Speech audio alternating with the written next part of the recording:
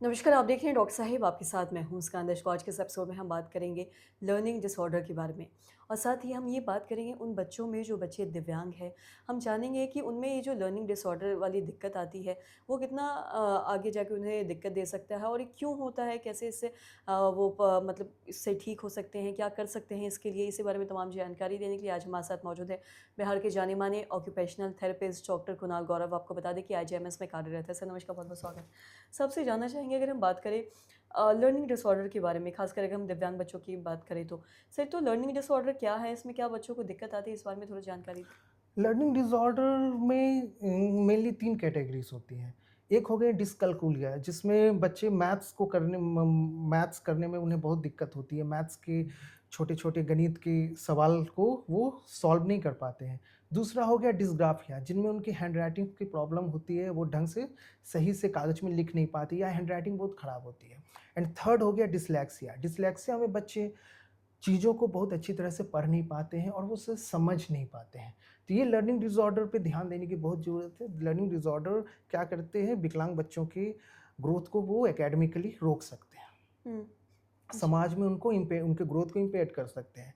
Occupational therapist learning disorder में ये देखते हैं कि बच्चे की इश्यूज़ कहाँ पर है।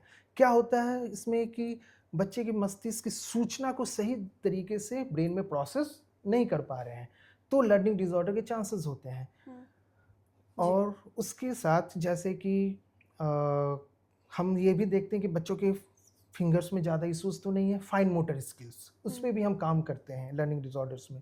उसके बाद हम उनकी ये देखते हैं कि वो जो लेटर्स हैं बुक्स के लेटर्स हैं, उसको अच्छी तरीके से समझ पा रहे हैं कि नहीं। जी, ठीक है? तो वो लेटर्स को भी हमें देखना होता है कि वो डिस्लेक्सिया में वो समझ पा रहे हैं कि नहीं लेटर्स को।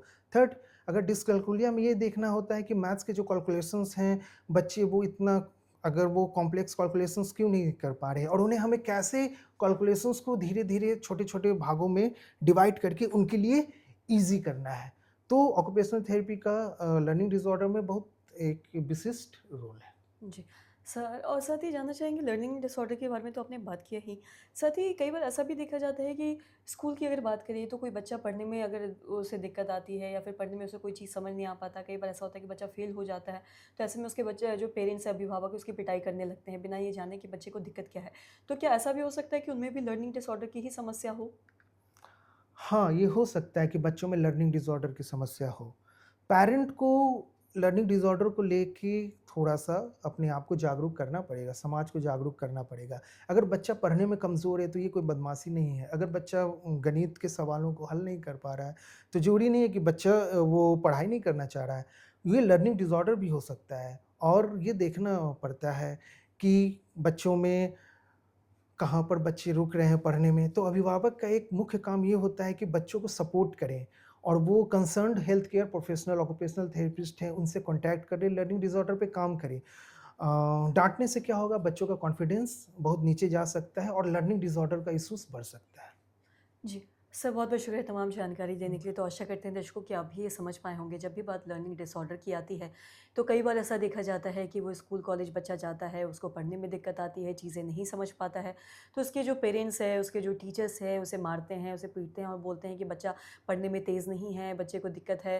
और कई बार इसकी वजह से बच्चे की पिटाई करने लगते हैं उनके घर वाले। तो सबसे पहले तो ये जानने समझने की ज़रूरत है कि बच्चे को दिक्कत क्या है, उसके बाद ही कुछ ऐसा हरकत करे, वरना इससे बच्चे के मानसिक रूप से भी इस पे काफ़ी ज़्यादा असर पड़ता है। तो अगर ऐसे कोई भी लक्षण आपको दिखते हैं तो आप अपने आस-पास के डॉक्टर से ज़रूर कंसल्ट करें ताकि आपका बच्चा स्वस्थ रह पाए। तो आशा करते हैं जो तमाम जानकारी है आपके लाभदायक रही हो। तो आज के इस वीडियो में इतना ही। अगर आपने अब तक हमारे चैनल को सब्सक्राइब नहीं किया तो तुरंत कर लें, साथ ही हमारे फेसबुक पेज को लाइक करें। वीडियो देखने के लिए आपका धन्यवाद।